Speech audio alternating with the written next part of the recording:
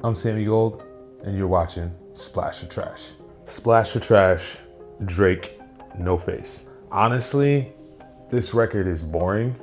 No face, no face, no face. Like, it sounds like he's trying to be Playboy Cardi. For a dude who's been in the game as long as him, I don't understand why he feels the need to fit in. He's just taking subliminal shots at Kendrick, and we're kind of over that beef. I mean, he got smoked. He got swept in the finals. I just don't want to hear any more subliminal disses to Kendrick. He said your name, you said his name, you lost the battle, and now we're getting sneak disses again. I mean, the flow's decent, but this is microwave music. Like, you hear it, it's hot for like a day, and then you don't care about it like literally a week from now. On the drip scale of 1 to 10, I'd probably give it a 4.5. Hot for a day and has zero replay value. So I'm gonna have to say this song is trash. Splash of Trash, Bruno Mars, Lady Gaga, Die With A Smile. Right off first listen, I was like, all right, this is a smash. This song's out of here. I love the fact that he's so dramatic with lyrics. He's just over the top. Like, if he's talking about love, it's like, he's saying he's gonna die with a smile on his face. And that's what makes his songwriting so great.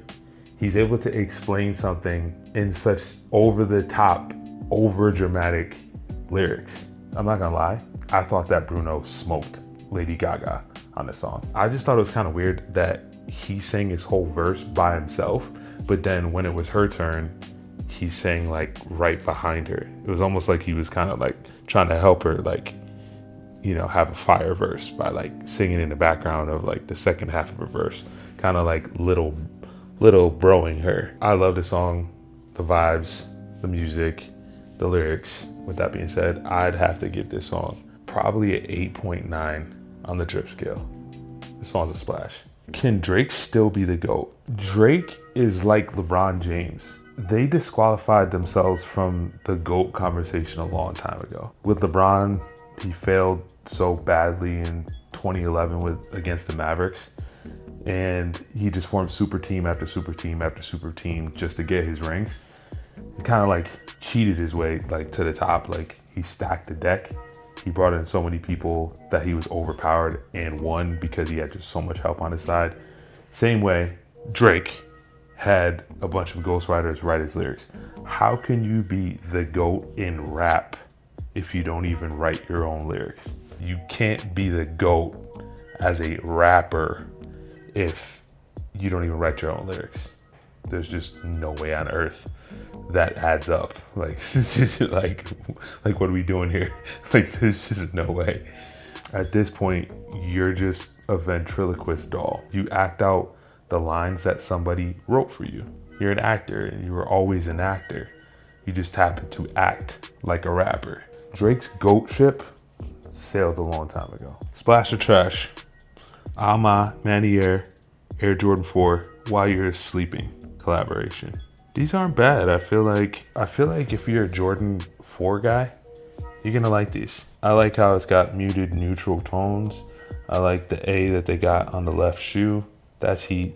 This will go with a lot of fits. I personally wouldn't rock these just because I'm not really in my Jordan bag right now. I'm kind of on my Gorp Core vibes right now. So I would give these, I would say, splash. Splash of Trash, Nike Air Force One Halloweens. Not gonna lie, these are kind of tough. These shoes remind me of like Halloween brownies. The skull's a little evil, but I mean, what do you expect for Halloween? I do like wearing a lot of black slacks, and I think I could get these off in a fit. I'm gonna give these 7 drips. Splash of Trash, Moab Speed 2 Gore-Tex. I've never thought Merrell has ever had like fire shoes. Since I'm on my whole Gorp Core aesthetic right now, I think these are actually kind of heat. I like the shape of the shoe. It reminds me of like vintage hiking boots from like the 90s. I like the gray gradient. It goes from dark to light as you go to the back of the shoe. That's heat. They do it all over the shoe. That's like really creative. Man, I would love to see these in black too. That'd be kind of heat. I'm gonna give these 8 drips. This shoe is a splash. Splash of Trash, Nike Zoom, Vomero 5s.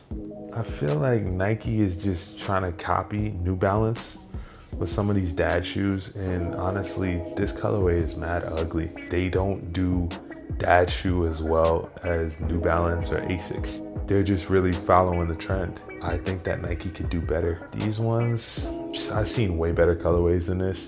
I would give these probably a 3. This shoe is trash. Is Nike falling off? Yeah, I would say they are falling off. They've been number one for so long. You think about Kanye when he first went there. It's like, how easy is it to sell a shoe when it's a Nike shoe? Nike just sells itself. But now, I think the tide has changed. I think, if you think about like Nike basketball shoes, they were in their heyday in the 90s and the early 2000s. That's when they were killing it. Every shoe was unique. Every basketball player had their own type of silhouette, own type of shoe. Now, like, you look at everyone's shoes, they all look like they're Kobe shoes. Like, look at all of LeBron's shoes for like the last like 4 or 5 years. They all just look like Kobe's. Why do we want Kobe shoes? They're Kobe's. Come up with a new silhouette. We don't want Kobe every single time. Like, do something new. And why do Kobe shoes look like LeBron shoes and LeBron shoes look like KD's shoes? And everyone's shoes look kind of like each other. That's mad corny. If we're gonna throw it back to a better time, why don't we go back and re-release catalog shoes we used to see back in the day? Bring back the sneakers from the old East Bay magazines, and Nike would be number one again. Nike, if you want some consulting advice on what you guys should do for your next move, come holla at your boy. Just do that. That'll solve everything. Trust me. Currently in rotation, my picks for the week would be Jesse, Shoot It Straight. This song, fire. I love when Jesse gets into his R&B bag. That's when he's at his best. He sounds like Bieber, but he sounds like R&B Bieber. This song is well written. This song is well delivered. It's a short listen, it's probably like 2 minutes, but man, he did his thing. Another underrated song that is currently in rotation for this week, Childish Gambino, Step Speech. That song, it reminds me of like the 90s. It reminds me of a pop / R&B song from the 90s.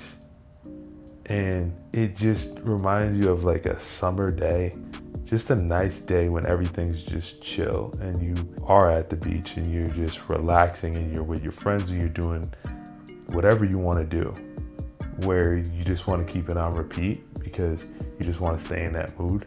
There's nothing jarring in this song to like change the mood. And it's a really good song to have on repeat. And honestly, this album, I think, is probably Gambino's best album. And not enough people are talking about it. And this is probably my favorite song on the album, Step Speech, fire. And my last pick for songs currently in rotation this week, the song that I'm on. I have a song that I just released with my buddy Dennis Lingar. It's a song called 99, and it's my first release in a long time. And I would love if you guys would go out and check for that. And if you guys want to check that song out, I'll leave the link in the description. Let me know your thoughts. Leave them in the comments.